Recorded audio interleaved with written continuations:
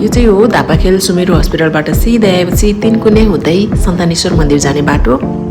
र आज चाहिँ म जाँदैछु सन्तानेश्वर मन्दिर, नेपालको एकदमै शक्तिशाली मन्दिर। आज चाहिँ मेरो कुन्तेसँग जाँदैछु म सन्तानेश्वर अम्लाले देखाउँदैछ हेर न।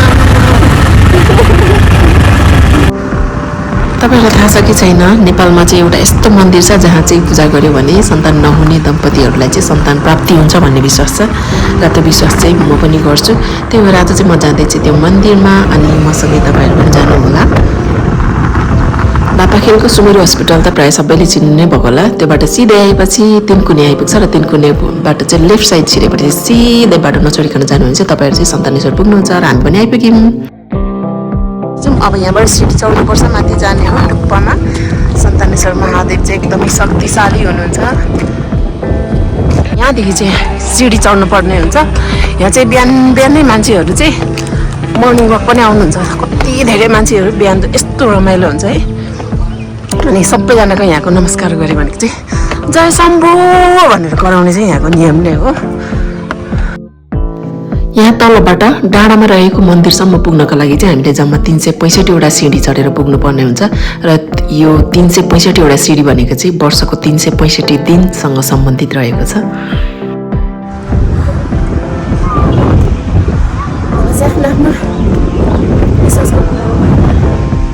मलाई चाहिँ यहाँ यस्तो पिसफुल हुन्छ है।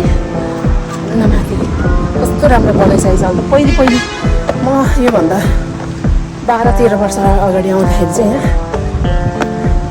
एकदमै सुनसान थियो क्या। अहिले चाहिँ धेरै बस्तीहरू पनि बढिसकेको छ अनि बाटोहरू पनि एकदम राम्रो बनाएको छ। अनि त्यही हो, सन्तानेश्वर महादेवले चाहिँ सन्तानको लागि चाहिँ मागे पनि पुरा गरिदिनुहुन्छ भन्ने भनाइ छ होइन।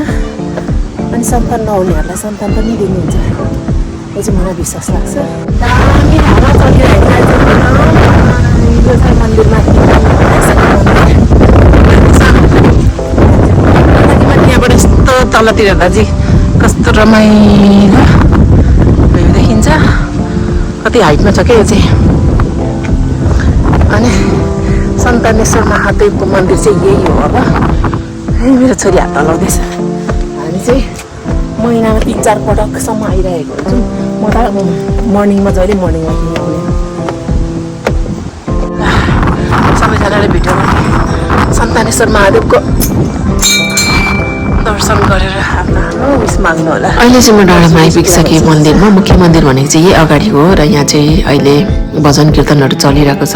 मजाले मान्छेहरू भेला भएर सुनिराख्नु भएको छ। अनि इच्छा हुनेले दान पनि गर्नुहुन्छ अनि प्रसादहरू पनि वितरण भइरहेको हुन्छ। रमाइलो हुन्छ। जे होस्, यो एकदमै रमाइलो मन्दिर भनेको चाहिँ ललितपुर जिल्लाको गोदावरी नगरपालिकामा पर्छ, झररासी भन्ने ठाउँ हो।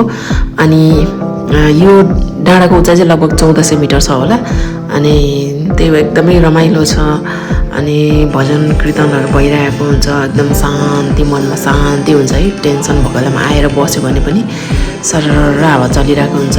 अगाडिपट्टि भगवानको मूर्तिहरू होइन, डाँडाबाट तलको भ्यूहरू हेर्नु एकदमै रमाइलो छ। अनि बिहान मर्निङ वक गर्ने मान्छेहरू चाहिँ यति धेरै हुन्छ यहाँ। अहिले बरु दिउँसो खासै मान्छे हुँदैन, साँझमा खासै हुँदैन, तर मर्निङमा चाहिँ एकदमै धेरै मान्छेहरू हुन्छ।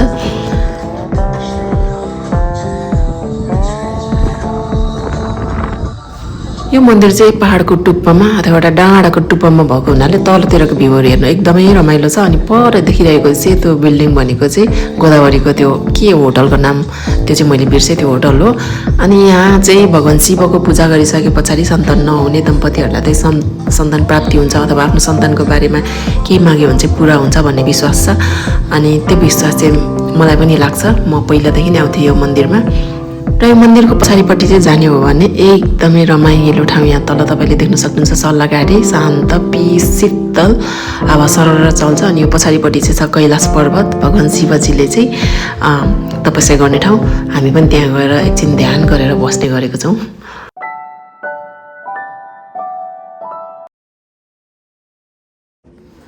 र यो चाहिँ हो मुख्य मन्दिर। यहाँभित्र बसेर चाहिँ यो अगाडिको चकटीमा बसेर पूजा गर्नुपर्ने हुन्छ।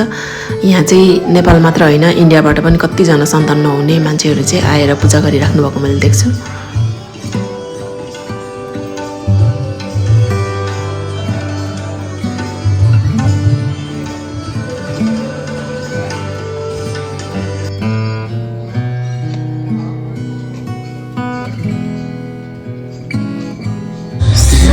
अब चाहिँ हामी मन्दिर छोडेर जाँदैछौँ सल्लाहघारीतिर।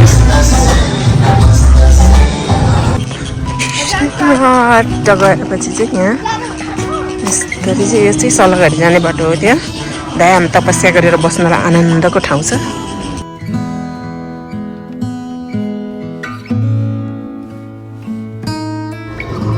अहिले चाहिँ ठ्याक्क मन्दिरको पछाडिपट्टि छु म।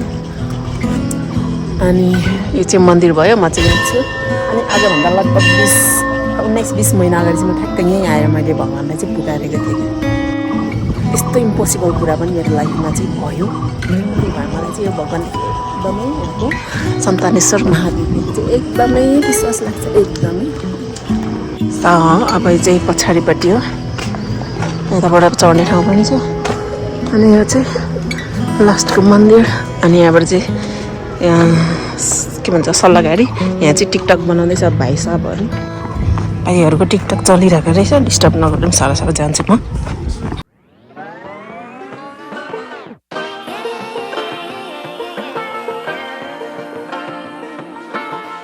यो चाहिँ कैलाश हो, कैलाश। यहाँ चाहिँ भोले बाबाले चाहिँ तपस्या गर्ने ठाउँ हो। त्यही भएर हामी पनि यहाँ आएर तपस्या गर्नुपर्छ, अनि हामीले भनेको कुरा चाहिँ पुग्छ। अब चाहिँ यहाँ म आइपुगिसकेँ यो डाँडामा। अनि यो चाहिँ टिकटक स्पोट पनि हो, एकदमै राम्रो। यहाँ चाहिँ भाइहरू मजाले टिकटक बनाउनु हुँदैछ, घरिघरि डान्स मुभहरू बिर्सेर कराउँदै पनि हुनुहुन्थ्यो। अनि अब चाहिँ म पनि यहाँ बसेर एकछिन भगवान्लाई ढोकढाक गरेर चाहिँ टक्कले यहाँ मैले लिएको करेन्ट चाउचाउ खान्छु।